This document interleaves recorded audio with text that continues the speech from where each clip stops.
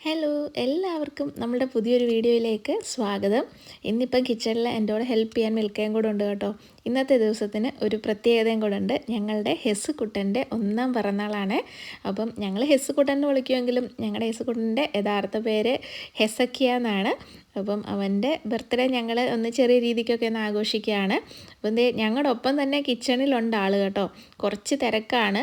യേസുകൂട്ടന് പിന്നെ കാറും ടോയ്സും അങ്ങനെയുള്ള കാര്യങ്ങളെക്കാളും ഒക്കെ ഇഷ്ടം ഇങ്ങനെ തവിയും സ്പൂണും ഒക്കെ കളിക്കാൻ കൊടുക്കുന്നതാണ് മിൽക്കാവർ. അപ്പോൾ പിന്നെ ഞാൻ ഒന്നും നോക്കിയില്ല, എൻ്റെ ആയുധങ്ങളെല്ലാം അവനെ കൈമാറിയിട്ടുണ്ട്. ഇന്നത്തെ നമ്മുടെ പരിപാടിക്ക് ചിക്കൻ ബിരിയാണി ഉണ്ട്, പോർക്ക് ഫ്രൈ ചെയ്യുന്നതുണ്ട്, പിന്നെ ബിരിയാണിക്ക് വേണ്ടുന്ന സാലഡും പപ്പടവും അച്ചാറും, പിന്നെ പിറന്നാളായതുകൊണ്ട് നല്ലൊരു സേമിയ പായസവും. ഇത്രയുമാണ് കേട്ടോ നമ്മുടെ ലിസ്റ്റിലുള്ളത്. അപ്പോൾ ചിക്കൻ തലേന്ന് തന്നെ ഞങ്ങൾ മസാലയൊക്കെ ഇട്ട് വെച്ചിട്ടുണ്ടായിരുന്നു. പോർക്ക് തലേന്ന് തന്നെ ഫ്രൈ ചെയ്ത് വെച്ചു. ഇനിയിപ്പം നമ്മൾ ഉച്ചയോടുകൂടി ഒന്ന് നല്ല വെളിച്ചെണ്ണ ഒഴിച്ച് ചൂടാക്കി എടുക്കണം. പിന്നെ നമ്മുടെ വീടിനോട് ചേർന്ന് തന്നെ ഒരു ഷെഡ് ഉള്ളതുകൊണ്ട് ഇങ്ങനെ ഒക്കെയുള്ള കുക്കിംഗ് നമ്മൾ സാധാരണയായിട്ടും അവിടെ വെച്ചാണ് കേട്ടോ ചെയ്യാറ് പതിവ്. പാചകമൊക്കെ അത്യാവശ്യം ഇഷ്ടപ്പെടുന്ന ആൾക്കാരാണ് കേട്ടോ ഞങ്ങൾ രണ്ടുപേരും.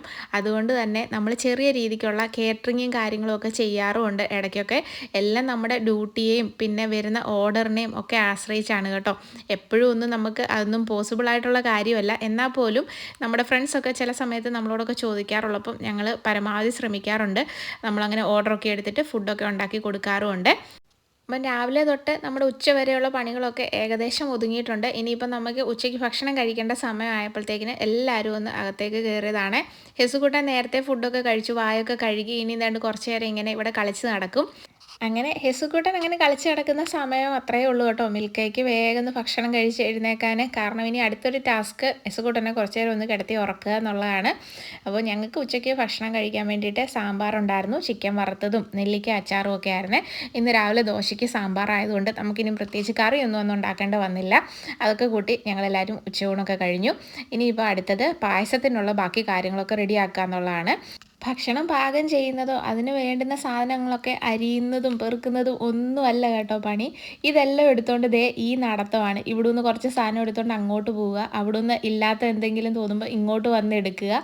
അതാണ് ഏറ്റവും വലിയ ബുദ്ധിമുട്ട്. നിങ്ങളൊക്കെ ആലോചിക്കും അപ്പോൾ അതിന് മാത്രം നടക്കാൻ വേണ്ടിയിട്ടൊന്നും ഇല്ലല്ലോ എന്ന്. പക്ഷേ നമ്മൾ എന്തെങ്കിലുമൊക്കെ ഒന്ന് പാചകം ചെയ്യുന്നതിൻ്റെ ഇടയിൽ അങ്ങോട്ടും ഇങ്ങോട്ടും നടക്കുക എന്ന് പറഞ്ഞാൽ അതൊരു വലിയ ബുദ്ധിമുട്ടാണ്.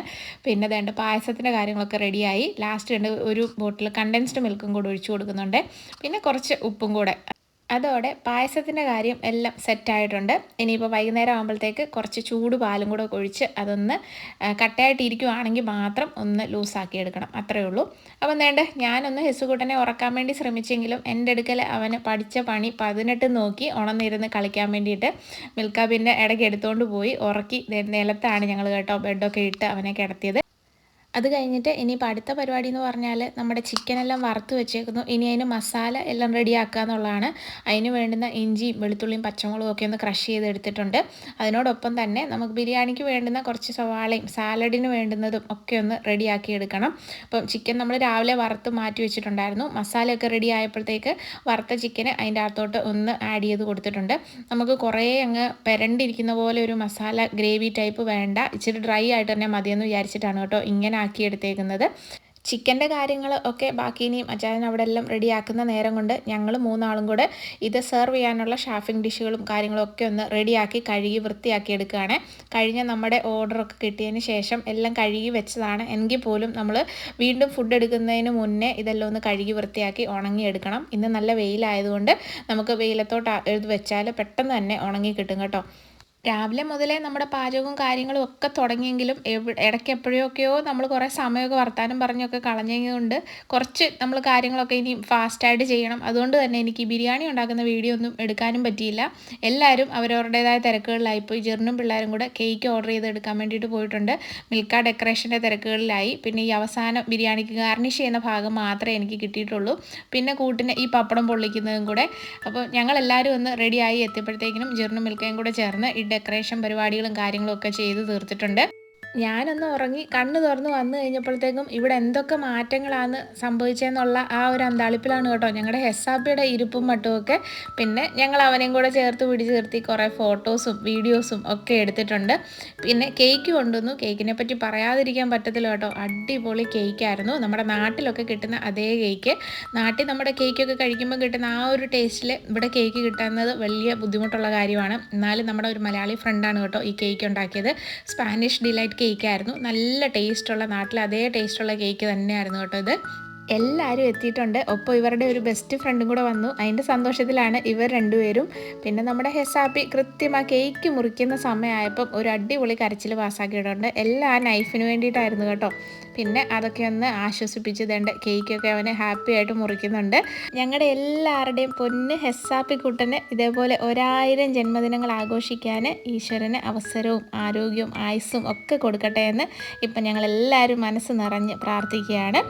അങ്ങനെ ഫുഡൊക്കെ അതുകൊണ്ട് നമ്മളൊന്ന് സെർവ് ചെയ്യുകയാണ്. വലിയ പാത്രത്തിൽ നിന്നും നമ്മുടെ ഷാഫിംഗ് ഡിഷിലോട്ട് അതൊന്ന് നിരത്തി വെക്കുകയാണ്. നല്ല ചൂടായിട്ട് തന്നെ ഫുഡ് ഇരിപ്പുണ്ടായിരുന്നു. അതിനുശേഷം സാലഡും അച്ചാറും പപ്പടവും പായസവും ബിരിയാണിയും എല്ലാം നമ്മൾ ആ ടേബിളിലോട്ട് തന്നെ സെറ്റ് ചെയ്യുകയാണ്. അതാകുമ്പം അവരവർക്ക് ആവശ്യാനുസരണം തന്നെ എടുത്ത് അവിടെ നിന്ന് തന്നെ കഴിക്കാവുന്നതാണ്. അങ്ങനെ കുറേ നേരം വർത്താനമൊക്കെ പറഞ്ഞിരുന്നു. ഫുഡും ഒക്കെ കഴിച്ചിട്ട് എല്ലാവരും ഒരു 8:30 9 ആയപ്പോഴത്തേക്കാണ് കേട്ടോ പിരിഞ്ഞത്. അപ്പം ഇതൊക്കെയായിരുന്നു ഞങ്ങളുടെ ഹെസാപ്പിയുടെ 1ാം പിറന്നാളിൻ്റെ വിശേഷങ്ങൾ. അപ്പം നിങ്ങൾക്ക് വീഡിയോ ഇഷ്ടമായെന്ന് വിചാരിക്കുന്നു. ഞങ്ങൾ അപ്ലോഡ് ചെയ്യുന്ന വീഡിയോസിനും ഷോർട്സിനും ഒക്കെ തരുന്ന സപ്പോർട്ടിന് 1000 നന്ദി പറഞ്ഞുകൊണ്ട് ഇന്നിവിടെ അവസാനിപ്പിക്കുന്നു. അടുത്ത വീഡിയോ കാണും വരെ എല്ലാവർക്കും ബൈ ബൈ.